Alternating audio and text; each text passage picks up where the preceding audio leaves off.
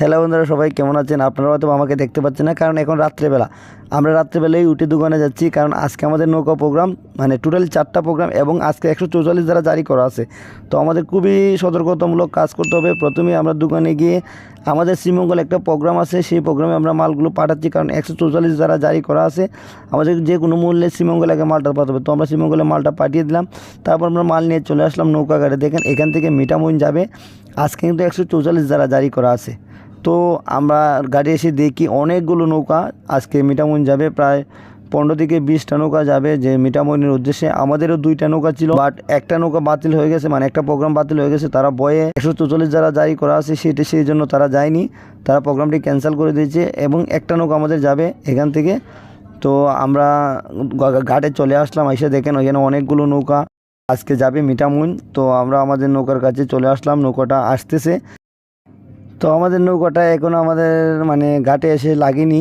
এখানে অনেকগুলো নৌকা ঘাটে এসে লাগছে। দেখেন এই দেখেন আমাদের যে নৌকাটা, যে নৌকায় আমরা মাল নিয়ে যাব, সেই নৌকাটা আস্তে আস্তে করে ঘাটে লাগতেছে। ঘাটে লাগার পরপরেই আমার দোকানের ছেলেরা দেখেন আস্তে আস্তে করে মালগুলো তারা নৌকায় তুলতেছে, কারণ সময়টা খুবই অল্প, কিছুক্ষণের মধ্যে বের হয়ে যেতে হবে।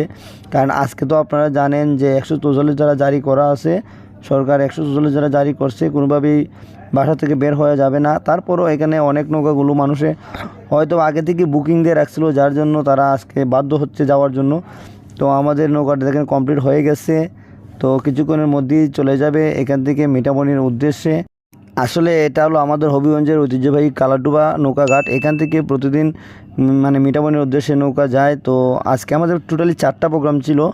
আসলে দেশের অবস্থা খুবই খারাপ এবং 144 দ্বারা জারি করা আছে, সেই জন্য আমাদের 2টি প্রোগ্রাম বাতিল হয়ে যায় এবং 2টি প্রোগ্রাম ছিল। তো আমরা মালগুলো দিয়ে দিছি এবং কি নৌকা চলে গেছে। দেখেন নৌকা চলে যাচ্ছে মিঠামইনের উদ্দেশ্যে, আবার রাত্রে 7টা কিংবা 8টার সময় ব্যাক করে চলে আসবে। তো আমাদের কাজ শেষ, এখন আমরা বাড়ি চলে যাব, কারণ আজকের মতন আমাদের এখানেই কাজ শেষ। তো এটা দ্বিতীয় দিন। দেখেন আমি চাইতে পারতেছি না, কারণ ঘুম থেকে খুব তাড়াতাড়ি উঠতে হয়েছে। আজকে 144 দ্বারা জারি করা আছে, আমাদেরকে শ্রীমঙ্গল থেকে মালটা আনতে হবে সকাল সকাল এসেই দেখা যাচ্ছে যে গাড়িতে তেল নেই। তো আমরা তেলটা নিয়ে নিচ্ছি, কারণ আমাদেরকে শ্রীমঙ্গল গিয়ে মাল আনতে হবে। তো হঠাৎ করে মিরপুরে এখানে কিছু মানে মাছ ব্যবসায়ীরা তারা যাবে, তাদেরকে আমরা নিয়ে নিলাম। দেখেন শ্রীমঙ্গলের 4 মূর্তি। তো আমরা আস্তে আস্তে করে শ্রীমঙ্গল যাচ্ছি, কারণ সেখানে গিয়ে আমাদেরকে মালটা নিয়ে আসতে হবে গায়েলুদের।